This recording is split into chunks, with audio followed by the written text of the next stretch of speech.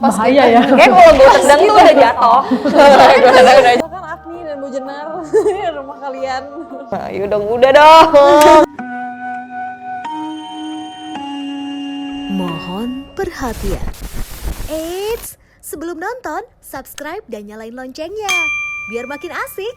Selamat nonton. Hai Sobat 21, gue Nanda dan senang banget hari ini bareng sama cast dari Pemandi Jenazah.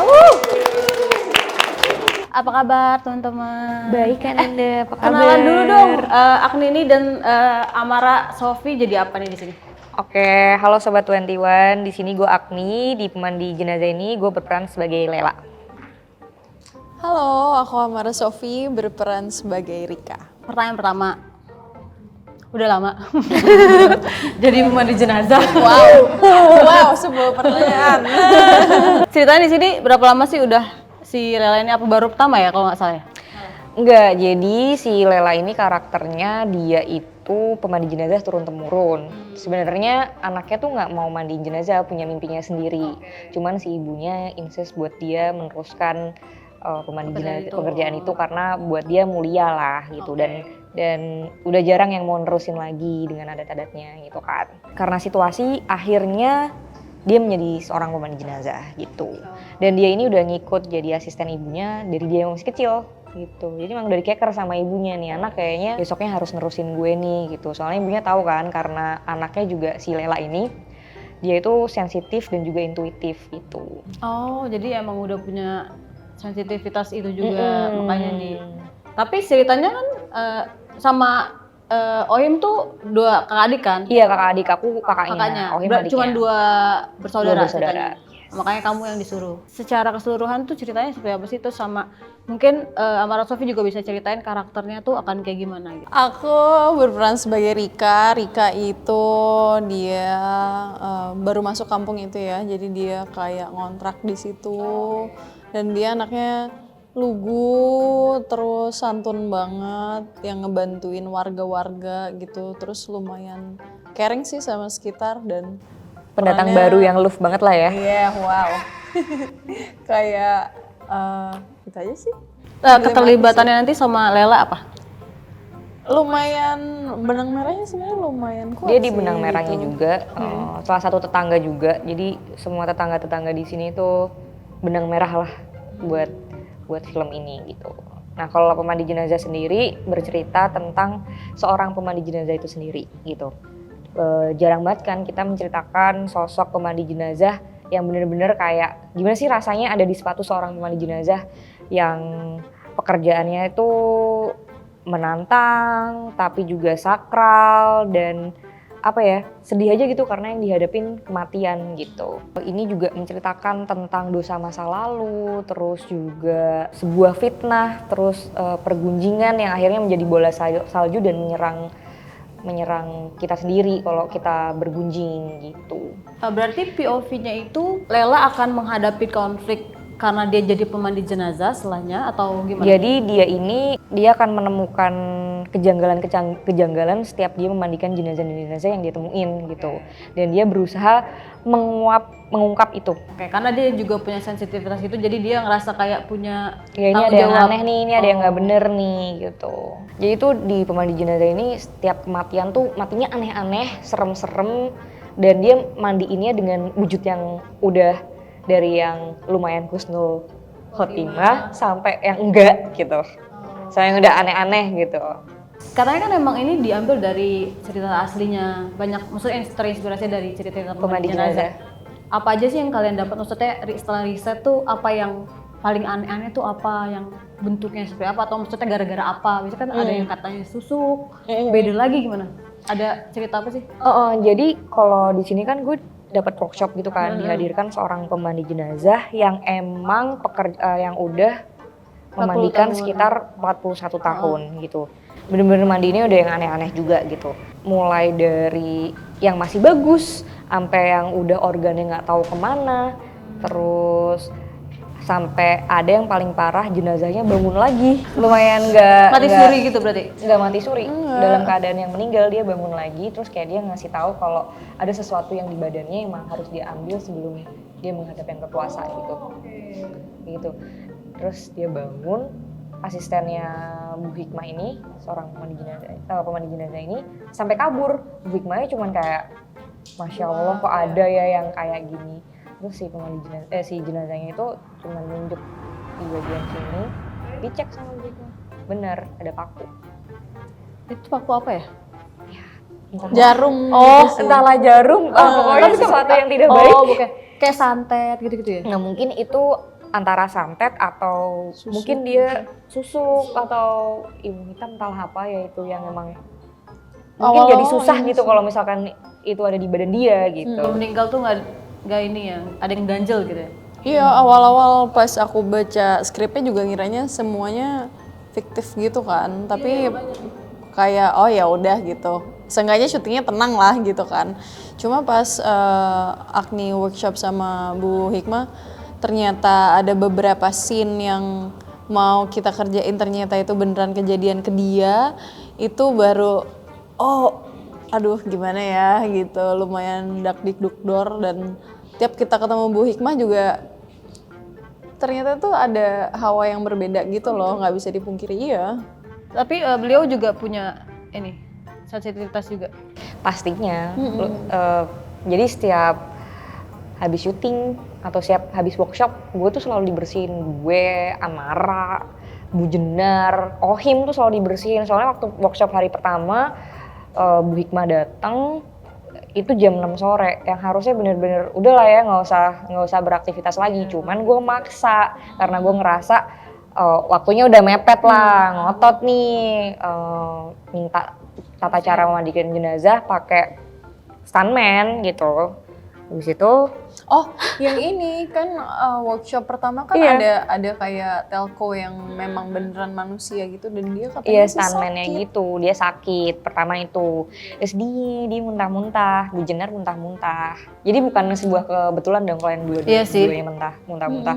Terus gue lusanya izin mulai tumbang, dan akhirnya Bu Hikmah cerita. Jadi pas hari pertama kita workshop itu dia habis mandiin 3 jenazah tapi belum bersih-bersih. Jadi kayak mungkin energinya nempel kan, dan emang ya berat ya karena yang dihadapin kematian gitu. Tapi apakah semua pemandi jenazah tuh harus punya sensitivitas itu? Kayaknya itu ini deh by time gitu sih kalau Iya. dari ini yang dijelaskan sama Bu Hikmah ya, kayak nggak dari awal gitu dia punya sensitivitas itu. Kayak kan juga Bu Hikmah waktu itu cerita gimana dia bisa jadi pemandi jenazah kan. Terus intinya dia sukarela gitu loh, relawan, karena waktu itu di tempat itu nggak ada yang jadi pemandi jenazah dan keterusan sampai sekarang gitu. Dan mungkin karena dia adalah orang terakhir yang ngelihat jenazahnya, wujudnya gitu, akhirnya mungkin pesan yang belum tersampaikan di saat jenazah itu masih hidup disampaikan ke Bu Hikmah Bu ini. Hikmah itu. Beban juga ya berarti ya? Iya, apalagi kayak sih. nggak bayangin aja sih gimana gitu. Jadi tugasnya pemandi jenazah itu memandikan, terus membuat kain kafan dan mengafani. Tugasnya sampai di situ. Pemandi jenazah perempuan, mandiin jenazah perempuan, yang cowok gitu. Jadi ya doa mensucikannya gitu, nawaitul husla adaan an hazihil maitati lillahi ta'ala, terus mulai dimandiin dari kepala sampai udah tata caranya gitu, terus diwuduin, dibersihin hadas besarnya, terus baru dikafanin. Jadi bukan kain kafan udah jadi atau lembaran jadi ya. Gue pun kayak di sini diajarin ngukur kain kafan. Jadi ada, kalau gue nggak salah gitu, ada 8 atau 9 lipatan gitu yang diukurnya bener-bener pakai gini, terus disobek gitu, terus digunting gitu, bener-bener manual gitu. Dapat kain kafan yang meteran, terus yang mengolah si pemandi jenazah tuh dengan melihat size si jenazah tersebut. Tapi apa yang akhirnya kalian dapetin? Maksudnya selama ini kan kita nggak tahu ya, maksudnya dengan pekerjaan itu kan tidak akan kita lihat kalau nggak ada keluarga yang meninggal atau apa kan gitu. Terus POV apa sih yang kalian dapat setelah main di pemandi jenazah dan jadi pemandi jenazahnya gitu? Nah, kalau aku banyak banget ya, Soalnya aku nggak pernah lihat jenazah, aku nggak pernah apa sih namanya kalau orang meninggal, ziarah atau Oh apa iya, gitu. ngelayat, ziarah ya. Pokoknya nguburin gitu-gitu aku nggak pernah sama sekali. Jadi kayak semuanya itu hal yang baru gitu. Ngelihat jenazahnya apa aja nggak pernah gitu kan, apalagi ngelihat Ikutin jenazah, prosesnya jadi nggak gitu tahu ya. prosesnya sama sekali. Kalau kamu gimana? Gue lebih kayak diingetin lagi sih bahwa ya kita nggak selama-lamanya akan sehat gitu. Ya kita suatu saat akan nggak ada, akan pergi, akan meninggal gitu. Jadi kayak diingetin lagi gitu amalannya gimana sih di dunia gitu. Sebagai manusia juga banyak salah kan gitu. Terus gimana sih biar lebih mudah ketika dicabutnya atau ke atasnya gitu. Lebih kayak diingetin mati sih sebenarnya. Dan rasanya nggak enak banget. Terus setelah selesai syuting ini tuh rasanya gue kayak aduh gue takut mati gitu. Bertobat. Apakah ini akan menjadi tobatan massal setelah nonton ini? Mungkin yang nonton ini jadi males sama yang namanya gibah, fitnah, dan bergunjing kali. Iya Oh, sih. karena itu yang akan diangkat ya? Yes, jadi kayak dosa masa lalu, bergunjing dan akhirnya dosa masa lalu dan akhirnya ini gitu. Kayak azab-azab gitu nggak sih? Maksudnya ada memperlihatkan azab dari orang-orang itu juga? Ada komplit sih di sini. Sebenarnya kayak bahkan endingnya pun kan menurut aku ya itu ada bisa dua gitu, bisa good, bisa happy ending, bisa sad ending gitu. Jadi tergantung point of view kitanya sendiri gitu loh. Ini kebetulan kita ada ini ya, properti pas syuting ya?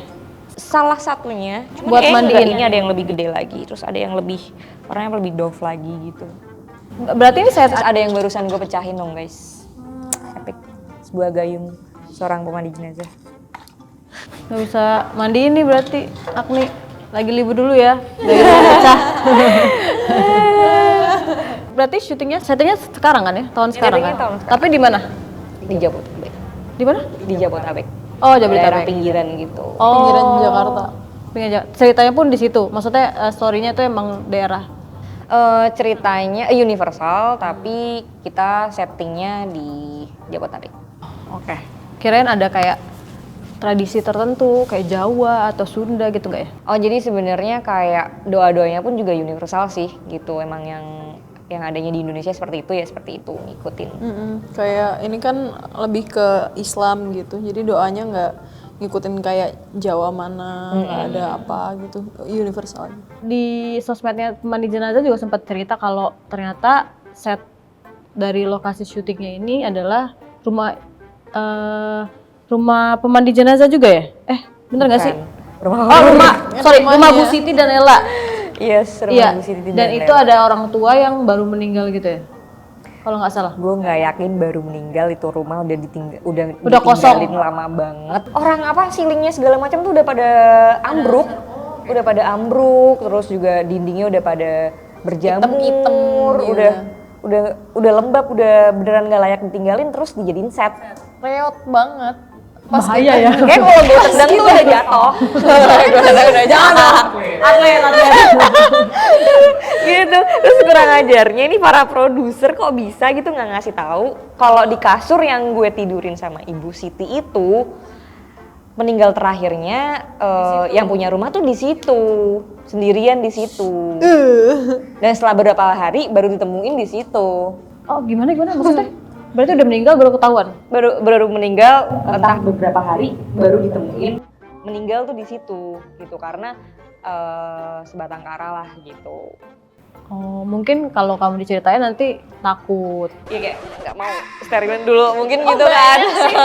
Scene-scene yang agak menyebalkan. Lumayan. Tapi itu ketahuannya pas kapan?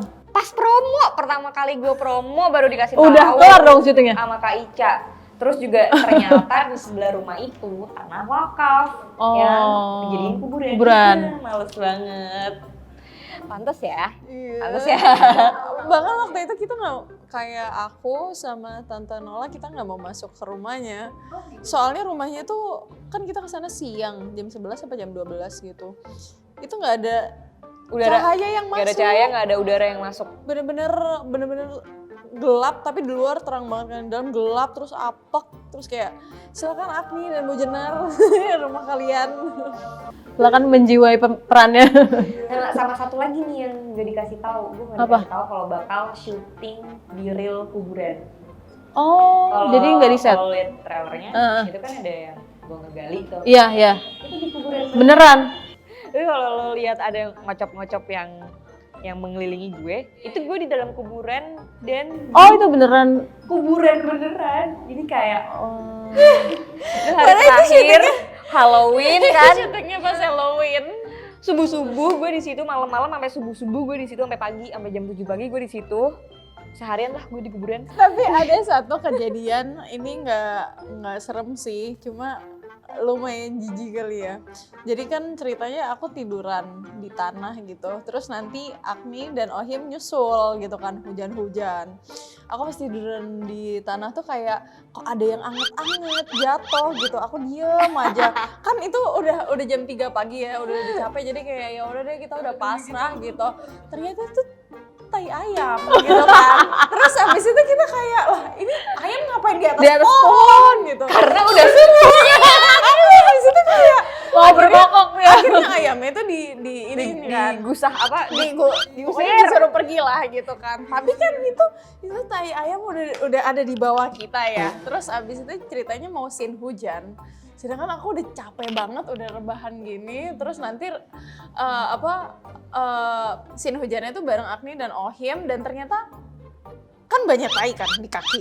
Di sebelah sini nih ya, walaupun nggak nempel, tapi di sini akhirnya aku kayak oh ya udah nggak nempel kok gitu, nggak kena gitu. Scene hujan, airnya nggak genang buat kita bertiga, itu tai nggak tahu ada di mana tau nggak. Jadi tainya menggenang juga kan. Tapi untungnya aku nggak bilang ke Agni sama Ohim kan pas syuting, cuma setelah syuting kayak Ya, gue mau jujur sama kalian, Kok itu bau ada ya? tai kucing. Tai kucing. Gue kira Ada tai kucing ayam. sih. Karena sumpah baunya kayak Bau banget sih. kamu pernah gak sih ke kandang ayam? Pernah. Itu di sekitar itu banyak kandang ayam soalnya. Sumpah ini syuting terenggak ngeset. Mana pas mau mandi airnya habis. Terus kita cuma kayak nungguin kan. Itu ada beres kok, adegan itu? Gitu. Hah? Beres adegan itu, mau mandi. Iya, beres adegan itu. Jadi kayak sempat ada momen pas kita Udah bawa pipis-pipis ayam. tuh kan kayak kita bingung kan toiletnya di mana. Ya. Itulah ya. Jadi lumayan ya. Suatu adegan dan situasi. Ada bau-bau ayam dikit lah. Katanya kalau nggak salah sempat pending juga ya syutingnya sama Bu Hadra. Gara-gara apa tuh? Katanya sempat ada kayak di pending juga syutingnya. Bu Hadra sempat sakit, terus juga sempat dipending gara-gara entah kenapa kayak dia abis dari toilet diketawain. Waktu itu dia cerita Ketawain makhluk. ketawain cewek. Oh, serem juga ya. Terus sama kayaknya ngeset video village-nya. Jadi video village-nya Bu Hadra di monitor direkturnya gitu. Yang biasanya kebuka, terus sekarang tiba-tiba ketutup semua. Karena mungkin kayak dia lihat sesuatu di situ gitu. Makanya akhirnya satu hari itu nggak syuting. Satu hari itu syuting, tetap syuting. Tetap Apapun syuting, yang tapi- terjadi tetap syuting. Oh, tetap syuting. Maju Oh, gitu. berarti pendingnya nggak lama. Nggak lama. Respect banget sama Mbak Hadra gitu. Love banget dia walaupun sakit gitu ya. Katanya juga aku nih sempat nangis pas proses foto poster apa katanya. Iya. Gara-gara apa? Oh, Agni nangis terus. Gak cuma di foto ya di sini ya gitu. Oh, iya. Sampai kamu tahu kan pakai iPhone ini loh. Apa namanya? Face ID. Face ID. Nggak bisa. Kegitek saking muka gue tuh bengkak. Tapi bener dia kayak Mbak-mbak waktu itu banget gimana, baru nyampe lokasi kan kamu. Tapi mukanya tuh bengkak banget kayak abis nangis berapa jam. Tapi emang ya Abis kan putus ya, biasanya kayak gitu. Malamnya. Gak sih putus gak segitunya sih. Dan gue kira gue udah lolos nih dari foto poster karena ambil still foto di set udah bagus gitu kan. Emang ada yang bagus. Kena dong gue. 1 bulan setelah syuting gue kayak nangisnya lebih kayak yaudah udah dong. Oh, emang disuruh nangis. Ya adegannya emang ketakutan. Kicep gitu loh, adegan yang ketakutan dan kicep gitu dan ya dong Takut ya. ya itu begitu kan gimana nggak nangis sih. Tapi itu beneran itu taekwondonya berarti gue itu bukan sih. Bukan makeup ya, ini memang bengkak. Tapi Agni salah satu artis yang aku tahu nangisnya cepet sih. Iya, cepet sih dia. Ingat apa biasanya? Nggak tahu deh, coba jawab. Apa yang diinget biasanya kalau nangis? Apa ya? Iya waktu itu kehilangan seorang ibu kan berat ya buat aku, apalagi gue punya juga cuman ibu gitu. Di sini punyanya cuman ibu, di real life-nya juga punyanya cuman ibu gitu. Jadi ngebantu banget itu ya? Satu itu, kedua juga kayak balik lagi ke karakternya ini Lela yang clueless, yang emang lemah dan gak bisa ngapa-ngapain, bukan Agni yang selalu mencoba berusaha kuat gitu. Jadi langsung kayak gitu. Nangis terus sih, tiap hari kayaknya deh. Tiap hari datang ke lokasi, Agni udah mukanya udah gitu bengkak. Talk to my hand. Tapi emang adegannya banyak nangis juga? Yang nangis capek sih jujur. Ya, Bukan nangisnya gitu tuh enggak. nangis emosional gitu ya? Nangis yang jeng jeng jeng jeng jeng. Banyak sih nangisnya, kayak ada yang ini banget yang bener-bener wah gitu, ada yang cuma diem, yang gini, pokoknya Cegil ya? Kita berdua cegil. Lo juga gue. cegil. Diem-diem bangke. Cegil. Terakhir, kan ini udah jadi pemandi jenazah nih. Ada nggak sih profesi lain yang kalian pengen coba? Maksudnya kadang kan kita dengan kalau nggak mainin perannya kita nggak tahu tuh kerjanya apa. Ada nggak kalian yang misalnya profesi tertentu yang pengen cobain jadi peran ini kali ya gitu? yang berhubungan dengan Apapun. oh. Kayak pengen ngerasain jadi itu gitu. Kalau aku ngelihat film-film luar tuh jujur sebenarnya kepo gimana ya rasanya untuk make upin apa jenazah. Ya, itu seru sih. Iya kan, terus kita kayak iniin bajunya apa segala macem. Terus kan itu nggak cuma make upin kan, kayak ada yang badannya lepas kita yang iniin gitu, kayaknya seru tapi ya. gue nggak kuat. Hampir sama kan tapi berarti ya nggak sih? Cuman ini jadi cantik kalau itu jadi bersih kan? Iya. Kalau gue nggak muluk-muluk sih, boleh nggak ya perannya nggak tertindas? Kalau di kehidupan real tuh gue selalu dibilang kayak mean girl gitu. Pertama kali gue ketemu Agni udah kayak gue gak siap buat ngobrol sama lo Agni gitu. Kayak mean girl gitu. Emang iya? Enggak lah. Enggak tapi enggak lah gitu. Enggak lah gitu. Enggak. Kita sama cegil soalnya. Ternyata gue vibing. Mukanya aja yang dari lahir gini. Pokoknya boleh nggak nih filmnya gue jadi cewek yang baik-baik aja, yang nggak tertindas, yang nggak penuh dengan amarah atau nangis-nangis bombay gitu, yang aman-aman aja, jadi apa ya, anaknya orang tajir gitu. Anaknya orang tajir emang nggak ada masalah. Ya mungkin. Oke, makasih buat ngobrol-ngobrolnya. Thank you. Semoga pemandi jenazah sukses ya. Amin. Boleh diingetin buat nonton pemandi jenazah tanggal berapa di Cinema 21?